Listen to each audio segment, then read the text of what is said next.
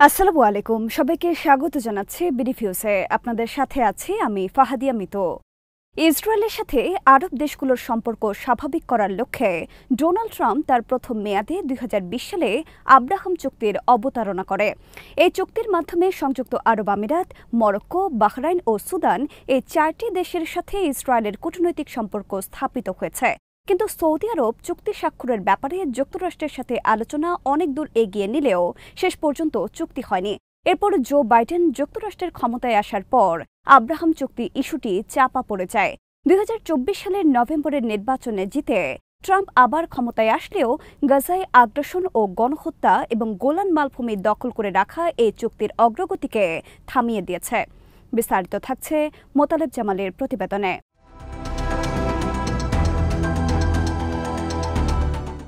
Saudi আরব সহ এই অঞ্চলের অনেক দেশ ইসরায়েলের সাথে সম্পর্ক স্বাভাবিক করার বিষয়ে দ্বিধাদ্বন্দ্বে ভুগছে। ফলে আব্রাহাম চুক্তির ভবিষ্যৎ নিয়ে অনিশ্চয়তা আবর্তে ঘুরপাক খাচ্ছে।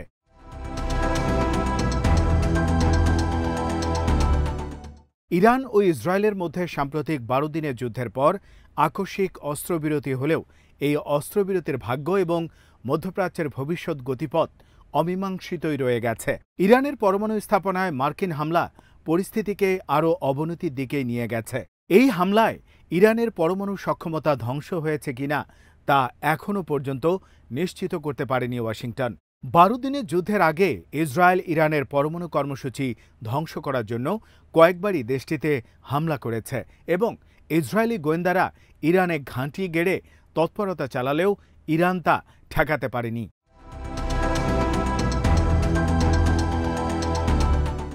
ইসরায়েলের এসব তৎপরতা ছিল ইরানের জন্য পরমাণু কর্মসূচির জন্য বিপজ্জনক এক নজির। এর সাথে যুক্ত হয়েছে ৩টি গুরুত্বপূর্ণ পরমাণু স্থাপনায় যুক্তরাষ্ট্রের হামলা।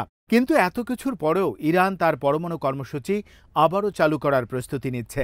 ফলে ইরানের বিরুদ্ধে যুদ্ধে ইসরায়েল ও যুক্তরাষ্ট্রের অর্জন নিয়ে স্বাভাবিকভাবেই প্রশ্ন উঠতে পারে।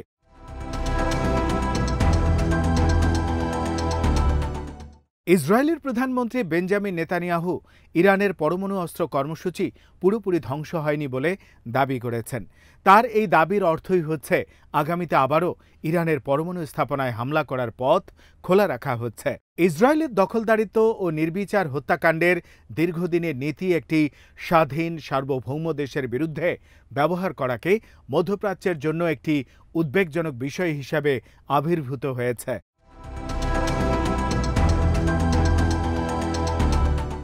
প্রেসিডেন্ট ট্রাম্প ইরান ইসরায়েলের যুদ্ধে যুক্তরাষ্ট্রের জড়িয়ে পড়া এবং দ্রুত অস্ত্রবিরতির মাধ্যমে এই সংঘাতের অবসান ঘটানোকে নিজের রাজনৈতিক বিজয় হিসেবে বিবেচনা করছেন। এই পন্থাকেই তিনি তার মধ্যপ্রাচ্য নীতির ভিত্তি হিসেবে গ্রহণ করেছেন। আগামীতেও তার এই নীতি অব্যাহত থাকবে এবং এই নীতির সাথে তিনি আব্রাহাম চুক্তিকে যুক্ত করছেন বলে মনে করেন বিশ্লেষকরা।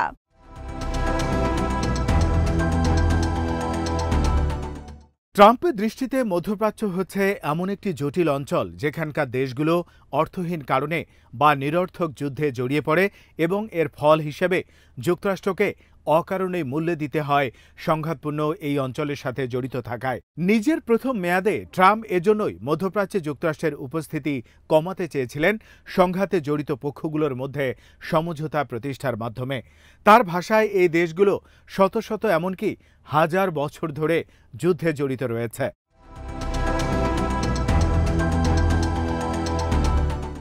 এই দৃষ্টিভঙ্গির উপর ভিত্তি করে তিনি সামনে এনেছিলেন আব্রাহাম চুক্তিকে।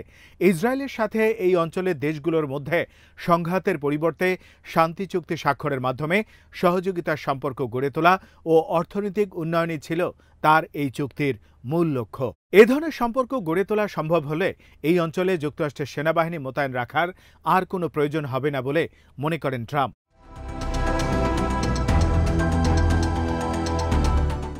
কৌশলগত দিক থেকে তার এই নীতি খুবই যুক্তিযুক্ত, কারণ চীনের সাথে যুক্তরাষ্ট্রের প্রতিযোগিতা যখন ক্রমেই বাড়ছে তখন মধ্যপ্রাচ্য নিয়ে যুক্তরাষ্ট্রের অধিক মাথা ঘামানো তাদের বাড়তি বোঝা ও গুরুতর বাধা হিসেবে মনে করছেন ট্রাম্প। বিশেষ করে হামাসের ৭ই অক্টোবরের হামলার পর গাজায় ইসরায়েলের সামরিক আগ্রাসন ও গণহত্যার কারণে মধ্যপ্রাচ্যের কোনো দেশই এখন আর ইসরায়েলের সাথে আব্রাহাম চুক্তি স্বাক্ষরে আগ্রহী নয়।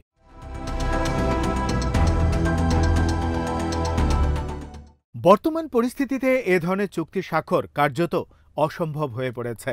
আব্রাহাম চুক্তির মাধ্যমে ইসরায়েলের নিরাপত্তা নিশ্চিত করার এবং পরমাণু আলোচনার মাধ্যমে ইরান ইস্যু সমাধান করার যে পরিকল্পনা ও কৌশল ট্রাম্প গ্রহণ করেছিলেন তা বাস্তবে অসম্ভব হয়ে পড়েছে বলে মনে করছেন অনেক বিশ্লেষক।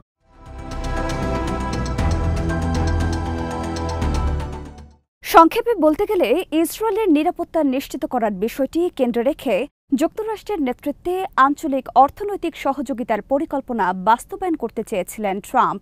একই সাথে তিনি আঞ্চলিক মিত্র দেশগুলোর মাধ্যমে ইরানকে নিয়ন্ত্রণের মধ্যে রাখার একটি ব্যবস্থা করার কথাও ভেবেছিলেন।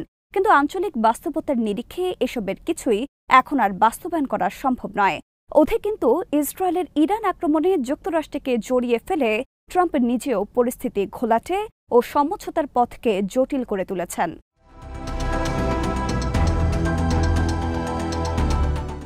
নেতানিয়াহুকে প্রভাবিত এবং নিয়ন্ত্রণ করার পরিবর্তে ট্রাম্প নিজেই নেতানিয়াহুর চক্রান্তের ফাঁদে পড়ে গেছেন। তিনি নেতানিয়াহুর এজেন্ডা বাস্তবায়নে সহযোগিতা করছেন।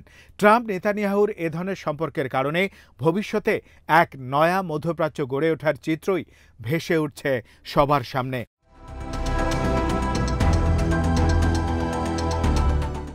ট্রাম্প তার এবারের নির্বাচনী প্রচারণায় এমন এক পররাষ্ট্রনীতি গড়ে তোলার কথা বলেছেন যেখানে যুক্তরাষ্ট্রের ব্যয় কমানোর উপর জোর দেয়া হবে। এক্ষেত্রে তিনি ইউক্রেন যুদ্ধ ও গাজায় ইসরায়েলের দখলদারিত্বে মার্কিন সমর্থনের বিষয়টিকে গুরুত্ব দিয়েছেন। তিনি এই দুটি যুদ্ধ বন্ধ করার প্রতিশ্রুতি দিয়েছিলেন নির্বাচনী প্রচারণায়। কিন্তু রাশিয়ার প্রেসিডেন্ট ভ্লাদিমির পুতিন ও ইউক্রেনের প্রেসিডেন্ট ভলোদিমির জেলেনস্কি এবং ইসরায়েলের প্রধানমন্ত্রী বেঞ্জামিন নেতানিয়াহু কাউকেই যুদ্ধের পথ থেকে সরাতে পারেননি। ফলে এই দুটি যুদ্ধ বন্ধ করার প্রতিশ্রুতি বাস্তবায়ন করাও সম্ভব নয় ট্রাম্পের পক্ষে।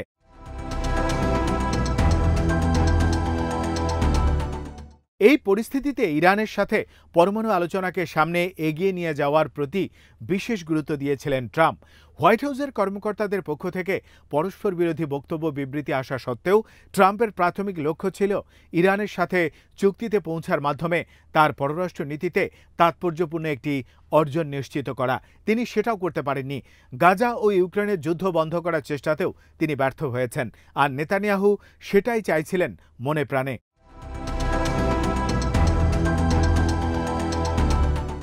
সাম্প্রতিক মাসগুলোতে ট্রাম্প তার পররাষ্ট্রনীতি নির্ধারণের টিম থেকে বেশ কয়েকজন কর্মকর্তাকে সরিয়ে দিয়েছেন, যাদেরকে নিউ কনজারভেটিভ বা নব্য রক্ষণশীল বলা যায়।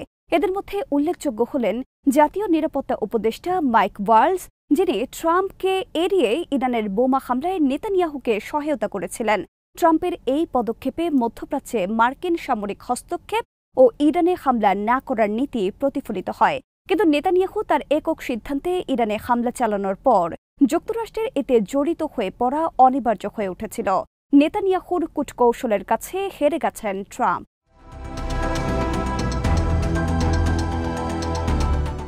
আব্রাহাম চুক্তিকে ট্রাম্প ও নেতানিয়াহু ভিন্ন ভিন্ন দৃষ্টিকোণ থেকে গ্রহণ করেছেন। ট্রাম্পের দৃষ্টিতে আব্রাহাম চুক্তি মধ্যপ্রাচ্যে ইসরায়েলের নিরাপত্তা নিশ্চিত করার কৌশলগত একটি হাতিয়ার, যার মাধ্যমে এই অঞ্চল থেকে যুক্তরাষ্ট্রের সামরিক শক্তি প্রত্যাহার করার পথ সহজ হবে। অন্যদিকে নেতানিয়াহু ও ইসরায়েলের কাছে আব্রাহাম চুক্তি সব ধরনের নীতি নৈতিকতা ও জবাবদিহিতার ঊর্ধ্বে থেকে সামরিক আগ্রাসন, গণহত্যা ও অস্থিতিশীলতা সৃষ্টির নীতি অনুসরণের একটি হাতিয়ার। সেই সাথে ফিলিস্তিন ইস্যুতে এই অঞ্চলের দেশগুলোর প্রভাবকে খর্ব করার কৌশলও অনুসরণ করেছেন নেতানিয়াহু।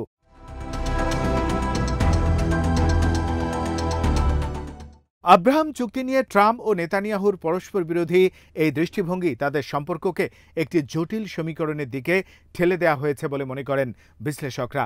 কিন্তু তারপরও ট্রাম্প চেষ্টা করছেন সিরিয়ার নতুন সরকার ও ইসরায়েলের মধ্যে আব্রাহাম চুক্তি স্বাক্ষর নিশ্চিত করার জন্য। এ কারণেই তিনি সিরিয়ার উপর থেকে দীর্ঘদিনের মার্কিন নিষেধাজ্ঞা প্রত্যাহার করেছেন।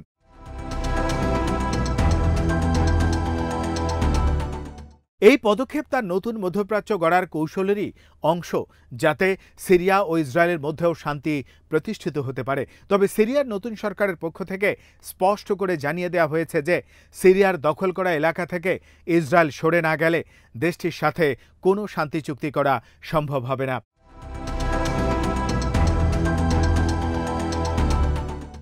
বাশার আল আসাদের সরকারের পতনের পর সিরিয়াকে কেন্দ্র করে তুরস্ক ও ইসরায়েলের মধ্যে যে বৈরিতা চলছে সেটাও যুক্তরাষ্ট্রের জন্য একটি উদ্বেগের বিষয়। সিরিয়ায় ইসরায়েলের সম্প্রসারণবাদী নীতির কারণেই সৃষ্টি হয়েছে এই বৈরিতা। বিশ্লেষকরা বলছেন, ইসরায়েলের সম্প্রসারণবাদী নীতি পরিত্যাগ এবং গাজা ও ফিলিস্তিন ইস্যুর কার্যকর একটি সমাধান না হলে আব্রাহাম চুক্তির কোনো সুফল পাবে না যুক্তরাষ্ট্র ও ইসরায়েল, এবং মধ্যপ্রাচ্যেও আসবে না কোনো শান্তি।